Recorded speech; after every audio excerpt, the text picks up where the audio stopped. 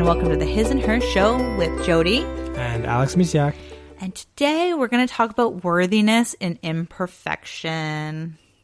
Yeah, that's going to need some unpacking. That's a So feeling worthy is a lot of the time being parents, we don't, we beat ourselves up for not being good enough, and even the imperfections, we think we have to be this perfect parent, whatever that might be. And I've even wrote about in a blog a while back where I'm not the mom I used to be, where I had these expectations for myself. They weren't anybody else's, but they were mine, and I felt like I was falling short. So I'm going to first kind of just focus on imperfection. Imperfection to me, you're like when, those things that you say, I'm imperfect here, I'm imperfect there, that's what makes you you. Right. Because if we're all perfect, we'd be the same. Exactly. So like what somebody might say is like, I'm not good at this, or, that's not, this and that. That's what makes you you. You're uniquely you. And it's really embracing those imperfections and loving them so then you can live that happy and fulfilling life.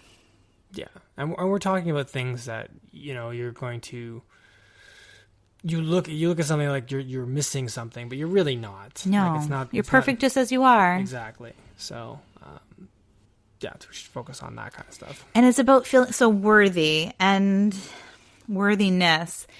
And it really does stem down to loving yourself. The more you love yourself, and I know earlier this month we talked about self-love practice, and those are really things of what I call self-love practices, meditation, journaling. It's those things that are really quieting your mind, or journaling where you write down and you get to embrace your feelings and really look at them, because emotions are there to show us stuff. So it's not about focusing on like, I got mad or angry. It's like, why did I get mad or angry? So it's loving ourselves. So it's getting to know ourselves better and really just loving every part of ourselves. So sort of like ignoring that critic that everyone has about themselves. Maybe not ignoring. But we are our worst critics. We are. Yes. So what we think is so bad about us, other people are like, wow, they're amazing. So one of the things I like to look at is look at yourself through the eyes of your child or children. Oh, yeah. All they see is you and loving you. Like, yes, in teenage years, let's not even go teenage years, but let's look at the younger years, where all they want to be and do is what you do. They love you for you. They don't be like, oh, I wish you were this, or I wish you were that. They love you because of you, who they are. Mm. And it's really taking a step back and looking at that. And if we could see what our children see about us, we would be in constant awe of ourselves.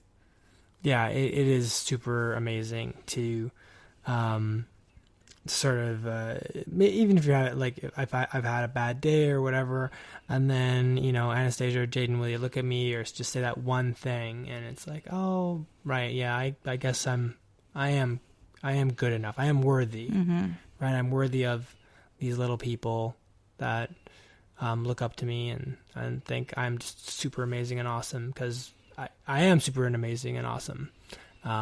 It's just it's those voices in your head, or voice or whatever, that's constantly chopping you down. And I think that comes from being in a society where we're always comparing. So I personally think, yes, it does come from that. Comparing is like the worst. And I've been there. I'm still there. I have those problems sometimes where I'm like, oh my goodness, like looking at other people's lives, be like, why can't my life be like, yeah, we fall down that rabbit hole of comparing. But that voice on your shoulder, that critic, are things that you learn in your childhood. It's actually things that I help my clients do. It's your inner child, or different things that have happened throughout your life. And it's not about hating that, what you're using the word critic. We actually call that, it's like there's, different parts of you. I know this might be a little too much for this episode, but there are different, there's the ego and what people call the ego, and then there's your true self. And that ego or the voices, that critic that you say that's there, are other people's thoughts that have been brought into your world throughout your life. And that's actually what I help my clients with, is actually not quieting that voice, but loving it and letting it go. So you can actually listen to your true authentic self. So it's really, so you're not being controlled by that critic, or, because it's same with, fears and things like that, or the reason we don't go after something we want. We have that voice in our head that says, I'm not good enough. I can't do this. So we don't do it. But that's not who we really are. It's those thoughts and belief patterns that have been happening since we were a child. And depending on how old you are, that person's been, that critic, that voice in your head has been there for years. And it's really having a loving relationship with that voice, and then, saying it's time to move on, and I get to be my own cheerleader kind of thing, and, stop listening to that critic. Because, well, eventually I guess the idea is that that'll just fade away, because it's never yours to begin with, I guess, right? Well, so the thing is, it's also just knowing where it comes from, and because the thing is, if you say, I'm gonna be 35 this year, mine will be, because it came out around 9.5, so I would say, I can't do math right now. Anyways, over 20 years old, I think, right? Yeah. Okay, yeah. So it's not about saying goodbye forever. It's a part of you. That voice is a part of you. So it's not about hating it. It's about just understanding it. Okay. And so it might pop up, but once you understand where it's coming from, be like, oh, that's from this. And then, my inner child is showing me, protecting me again, kind of thing. So it's really, that's why sometimes, when we hear of something, a saying we comes out of our mouth, it's like, oh, that doesn't sound like me at all. It's those other thought belief, patterns are coming out. So it's not a matter of pushing them away or saying, oh, I hate this voice. And it's just really embracing it. And that's what makes you you again. Those things that have created in your life, yes, there's some huge things that can happen in people's lives, traumatic, sexual assault. There's just so many things that can happen. And that's when a lot of these, that's extreme. And then other ones are just, I had kids pick on me in younger grades, all those, a lot of people do. And all those thoughts sure. come up, or, you have somebody money doesn't grow on trees, all those things that you've been taught build up, but they're not really who you are. Right. So anyways, we're kind of getting a little way about worthiness and perfection, but that's really where it stands from. So it's about giving yourself a hug, give yourself a hug right now, and to say I love you. And if you're not ready to say I love you, it's I will work on loving you, or loving you more. And it's really embracing who you are. And that's the key to feeling worthy. It's a start.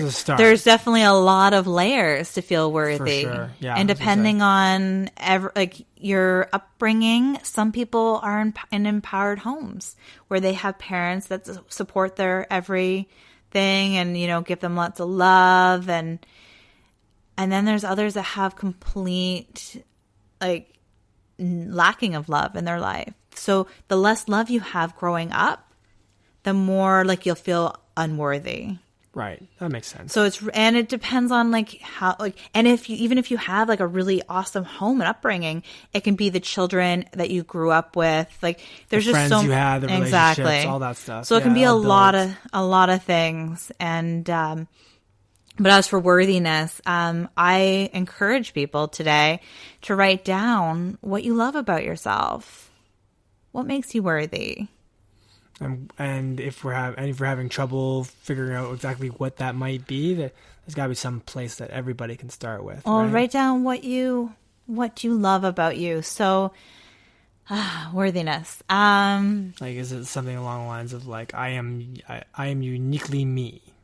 There's only one of me. I like that. You write that down as an affirmation, or I am worthy. That's even a line right there, an affirmation to say I am worthy. I am worthy of my own love. I am worthy of other people's love. But the big one is I am worthy of my own love. I am worthy of a happy, fulfilling life.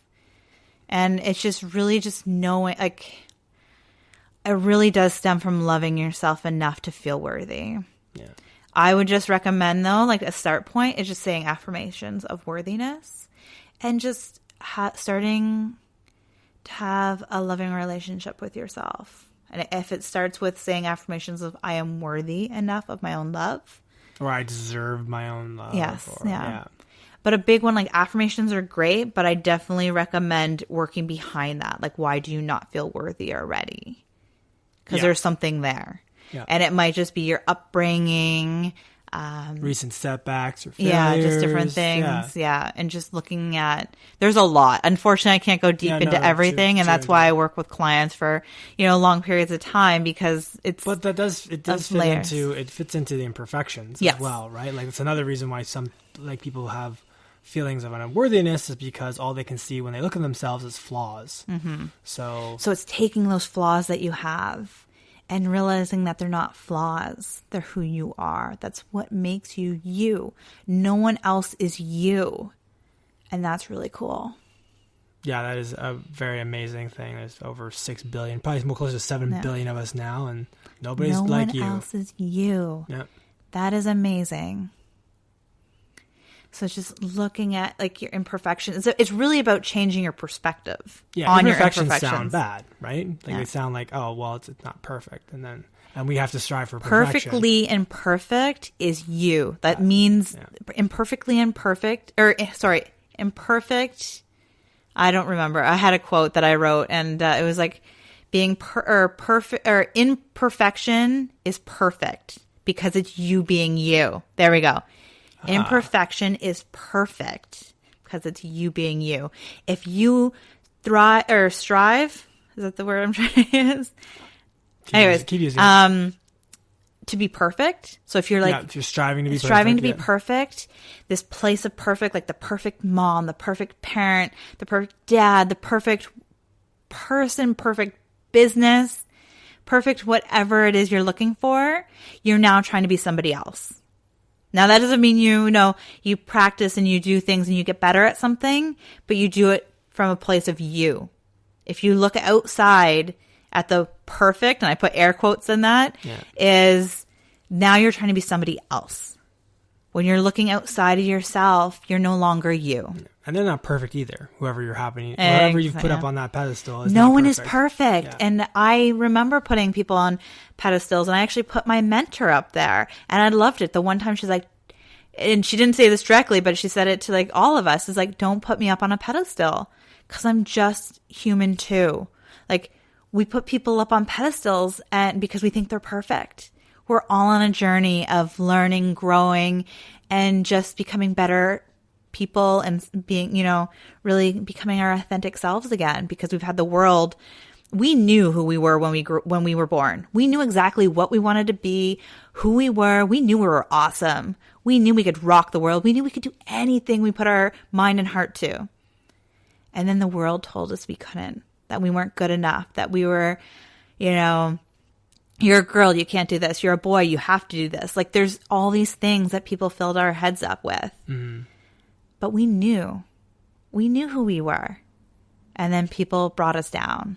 So it's really just getting back to that authentic self, getting rid of that critic, or, like, quieting the critic up and really just embracing who we are. And even that critic has really shifted who we are today. Yeah. Yeah. Well, okay. So we're talking about imperfections and how to accept those imperfections. Maybe the imperfections is the wrong word, because it does have negative connotations. But maybe what we should be doing is maybe perfect isn't a good word. Maybe perfect is like to strive for perfection. Because I remember, like, do I have time for this? I think, yeah, I do. Okay, good. So there's a favorite story that I like to tell about my childhood as a small child, and that the teachers pulled I can't remember what it was, kindergarten or whatever, but teachers. You said grade one. Grade one. Yeah. Grade one. Okay. Teachers pulled aside my parents and, like, they were like, "So, like, what are you doing to this kid at home?" And in paraphrasing, I don't remember exactly. I heard of this after the fact, but anyways. So, and my parents were like, I don't understand. He's like, well, he gets really, like, he's trying to draw a perfect circle, and he gets really, really mad that he can't draw a perfect circle. And my parents are like, oh, what? Because but that's the way I was. And I wanted to draw this perfect circle freehand, no less. And as far as I know, there's like the great painter Michelangelo could do a perfect circle freehand, and unless you practice at it, you're not being able to do this thing. At grade 1, like, what are you expecting? Yes. So I wanted to draw a perfect circle, and I was very mad that I couldn't draw a perfect circle. And that kind of like striving for perfection did carry through for very many school years, and other things. Into things like martial arts and other kinds of stuff. And I remember my one martial arts instructor going, "You're always down on yourself because you're not getting it right the first time. But when you do get it right, you light up. So, don't focus so much on, the stumbling to what you're trying to do. Just, be kinder to yourself," is basically what he's trying to teach me. Many years later, I finally figured that out. But when you try to be perfect, because I've also had the same thing, and being an entrepreneur, it's like, if you focus on perfection, actually anywhere in life, if you focus on being perfect, you're never going to do anything. Like, if you're like, I can't, put this out in the world, or I can't do this if it's not perfect, then you're always, you're not showing the world your talents. Like, for me, I love Facebook Lives. The moment it came out, I was one of those first ones out there. I wasn't even fully launched my business. I'm like, I'm going to start this because this is perfect. I can't record and like hit over and over and over. I'm just going to go. If I screw up a word, I say something wrong, I definitely do that. Yes. It doesn't matter. That's who I am. And it's not about being perfect. It's about showing up as you. Yeah. So I hope that there's a lot of people's careers, I think, in general, that once they were forced out to do something, or circumstances forced them to, not necessarily, right? And they got forced out of that. I can't do this until I get it perfect, right? It's just, I gotta start doing it. Yeah, I just gotta do it. And then they got better at it, and then they were building their, then they built up from that, as opposed to sitting there spinning, trying to get something, quote unquote, perfect. A big example, and I'll try to wrap this up real quick, is for me as as an entrepreneur, I was looking at all these bigger inspirations of my own, and I wanted to be there. Well, they've been in business for 25 years. So it's about, where I'm starting. It's not looking, it's like, that's where I'd love to be, but that's not where I'm starting. So it's like with anybody in life. So it's like you have somebody that you admire, just realize that, they've already been doing what they're doing. And it's good you can look at something as inspiration, but just remember those stepping stones, like we all have our own journey to take, and really just embracing all those learning curves that we have in life. So it's just, we can look for we can focus and grow, and we can always practice on that perfect circle. It's not about being there right now, though. Right. Like, you can get better at something if you really want to. Like, it's not about like, oh, well, this is me. These are, this is who I am. Like, I need to not have to do anything. But it's like, if you want to improve and have a perfect circle, it's putting that practice into place, but not beating yourself in the process. So I love that your martial arts instructor, told you that. Yeah. Don't work it so focus on that. It is about practice for those kinds of things. But you personally, right now, who you are, you're perfectly imperfect. And that is perfectly awesome. So, I like that. That's a nice full circle. Yeah. That was good. So we hope you have a beautiful, unperfect day. Bye for now. Take care.